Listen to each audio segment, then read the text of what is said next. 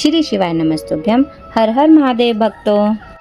जब कोई भक्त सच्चे मन से पूरी गहरी निष्ठा के साथ माँ लक्ष्मी जी का व्रत करता है और माँ लक्ष्मी जी की कथा को दिल से सुनता है, तब माँ लक्ष्मी जी प्रसन्न हो जाती हैं और वे अपने भक्त के जीवन को सुख, शांति और सौभाग्य से भर देती हैं। सच कहें तो माँ की कृपा हो जाए तो जिंदगी की हर उलझन अपने आप सुलझने लगती है।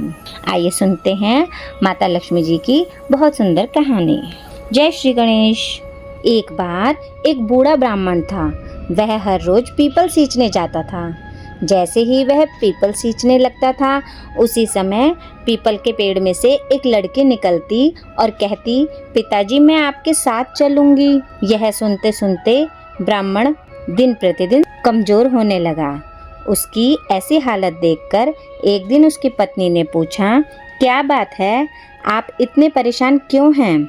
तो वह बूढ़ा बोला कि हर रोज पीपल में से एक लड़की निकलती है और वह कहती है, पिताजी मैं आपके साथ घर जाऊंगी। तब बुढ़िया बोली, इसमें परेशान होने की क्या बात है, कल ले आना उसे। जैसी 6 बेटियां रहती हैं वैसे ही साथ में वह भी रह लेगी। अगले दिन बूढ़ा ब्राह्मण उस लड़की को घर ले आया। लड़की को घर लाने के बाद वह ब्राह्मण आटा मांगने गया तो उसे पहले दिनों की बजाय आज ज्यादा आटा मिला। जब बुढ़िया आटा छानने लगी तो लड़की ने कहा, लाओ माँ मैं छान देती हूँ। बुढ़िया ने कहा, ना बेटी धोली धोली हो जाएगी। उसने कहा, ना मैं छानूंगी। वह छानने लगी तो परात भर गई। उसके बाद जब बुढ़िया माँ खाना बनाने के लिए जाने लगी तब लड़की बोली, माँ आज खाना मैं बनाऊंगी। पर बुढ़िया ने कहा, तेरे हाथ जल जाएंगे बेटा, ना तू नहीं बनाएगी।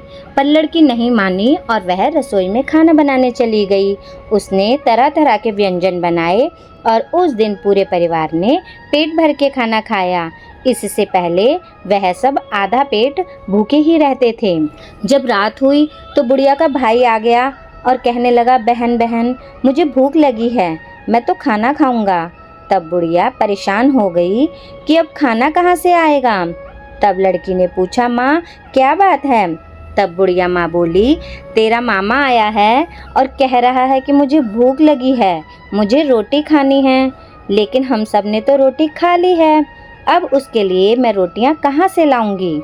तब लड़की ने कहा, माँ तुम चिंता ना करो, मामा के लिए रोटी मैं बना दूंगी।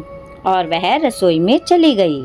उसने अपने मामा के लिए 36 प्रकार के व्यंजन बनाए और मामा ने खुशी खुशी भरपेट खाना खाया और कहा, मैंने इतना स्वादिष्ट खाना पहले कभी नहीं खाया। बुढ़िया ने अपने भाई को बताया कि आज खाना तेरी भांजी ने बनाया है। शाम हुई तो लड़की बोली, माँ चौका लगाकर चौके का दिया जला देना, आज मैं कोठरी में सोऊंगी। बुढ़िया ने चिंता में कहा, ना बेटी तू डर जाएगी।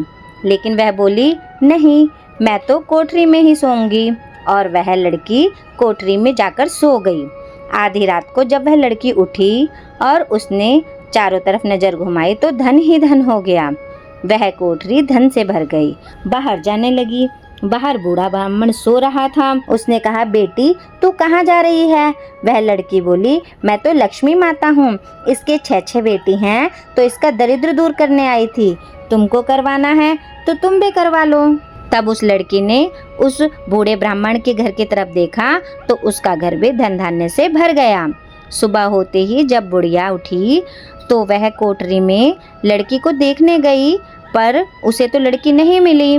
वह चिंतित हो गई और वह उसे ढूंढने लगी।